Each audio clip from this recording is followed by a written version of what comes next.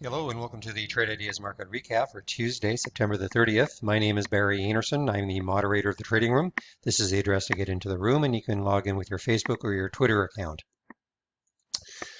Well, I got to tell you, I'm finding it difficult to find some decent trades this last little while. It's not that there aren't things that go up or go down, but it's, I have to find the right pattern for me, and I'm just finding it a little bit difficult. But let me go over the ones that I did take today, and then I'll take a look at eBay, maybe to demonstrate why I'm finding it perhaps a little bit difficult. So the first trade was THRM, and THRM, this is where it closed on Monday. This is where it closed on Monday. And you can see it immediately had a big downturn. So I was alerted to it as a potential bounce play. And this was very scary, though. I mean, this was one that really whipped around a lot. The difference between the bid and the ask was quite dramatic. And so, on this candle right here, it dipped down to 42.75, and I waited on this candle for it to get over 43, the whole number. And I, I basically closed my eyes and took a position at 43.10, and I got out almost immediately at 43.38. It was a very quick trade, and then it proceeded to drop again. And you can see how choppy it is. I mean, it's just nothing. What we like to see, obviously, on any sort of a bounce play is something that when it bounces, doesn't have to go immediately straight up, but just even if it just kind of meanders up or consolidates a little bit, but with some kind of a discernible non-whippy type pattern. But, this one certainly did not fit that bill. Yeah, you could say, oh, I could take it down here, but I guarantee there was a lot of froth in this green candle, this 5-minute candle, probably a lot of froth in this one. And so, I don't want to say, like, look, a lot of people think trading is just guessing if it's going to go up or down. And, obviously what we try to do with trade ideas and reading the charts is to try to put the odds in your favor on being able to first of all recognize a good idea and then the good chart pattern to trade it from. But I'm finding that a lot of this is just the patterns just aren't good enough for me. It'll change. Excuse me, it'll change. There's no question about it. The market goes through cycles like this, but right now I'm just finding it a little bit difficult. Now, my little star is specs. Now, specs closed yesterday here, and you can see in the pre-market it had a tremendous bump up. This is at 95 cents, and in the pre-market it got up to $1.19. So I was watching this. Now, typically I don't trade these sort of stocks, the cheaper stocks, but it definitely intrigued me on this pullback. Again, this gray area here is the pre-market. And so as it opened here at a dollar and it held a dollar, I watched this candle and I decided to take the trade as it cleared this little area here in the pre-market. I took the trade at $1.12, and I basically have held on the whole day. I was immediately rewarded, and nothing spectacular, but I've never been when I say rewarded, I've been never in a losing position for this all day. So yeah, I mean, I could have got out here at 138. But it just struck me as something that might be good to hold, and in fact, I may in fact swing this. If I look at the daily chart, it's not fantastic on the daily chart. I mean, I'd love to see. We've got some. What do we have here? $1.77.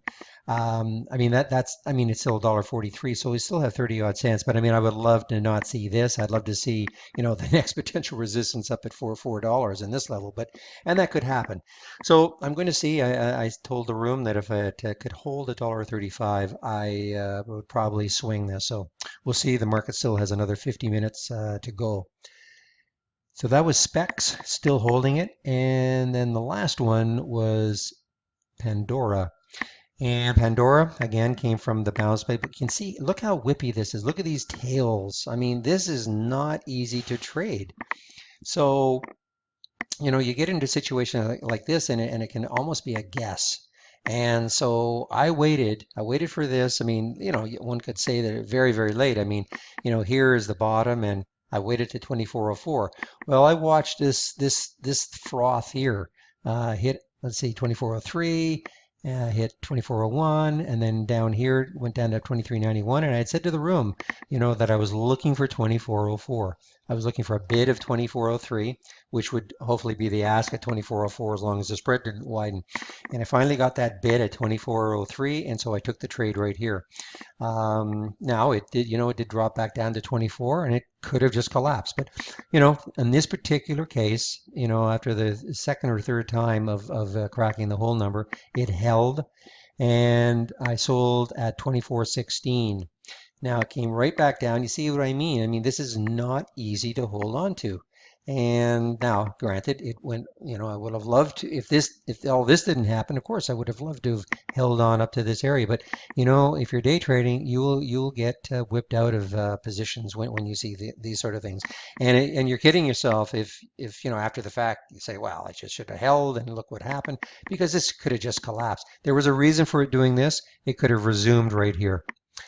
Now, the last one, I just want to show you eBay. Now, I did try to trade eBay, and I got in and out, I think at in this level right here at 11, 57.11. It's not marked here, and I sold basically for pennies, 57.12. And sorry about that. And the thing is that eBay had tremendous news. At least, the market perceived it as being tremendous news in the pre-market. Basically, they're going to divest themselves of PayPal and spin it off into another company. I'm assuming that might mean that PayPal goes public, but even if it doesn't, it's what I guess Icon had wanted for a long time. So the market responded very favorably, and in the pre-market, it hit almost $60. But you can see that it basically traded off from there, and it's never really regained. But there were times where it looked like it should have.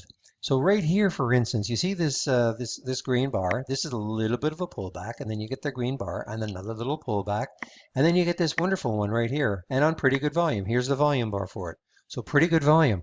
And on the plus side, it broke through the whole number. So, for me, thinking that after waiting all day, and here's a high there, it's broken through that high there, it's broken through that high there. So it's basically at the high of the day. Maybe now it can start to at least, get halfway between the high of the day and where it was, 56, 57, maybe get up to 58. And it just didn't happen. Again, here I am here at 57.11. I'm sorry, I didn't mark it because, I didn't nothing really happened out of this trade. And yeah, we got a little spike here up to 57.30, but an immediate sell-off, and then just the sell-off afterwards. So, this sort of is very frustrating when you think you've got a great pattern, and I still think this is a very nice little pattern on something that is in the news. I mean, that's the other thing. This is not just some kind of lazy, sleepy stock today that's giving you a bit of a pattern. This is something that was in the news and is on everybody's radar. And I guarantee that everybody probably thought, a lot of people thought, okay, once you get this pattern and it breaks the whole number, we're off to the races for a little while. Just didn't happen. So I'm finding a lot of things like that, and it's a little frustrating, but it will turn in our favor again for the types of plays that I like to do. Now, it doesn't mean there aren't other plays out there.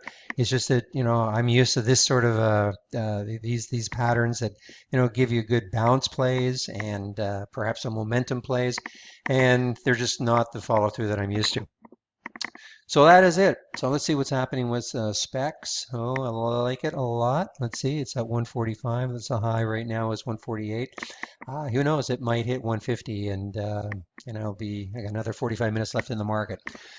So that is it for today. Let me bring back the cover page, and here's how to get into the room. Here's the address, and again, log in with your Facebook or your Twitter account, and I hope to see you in the trading room tomorrow.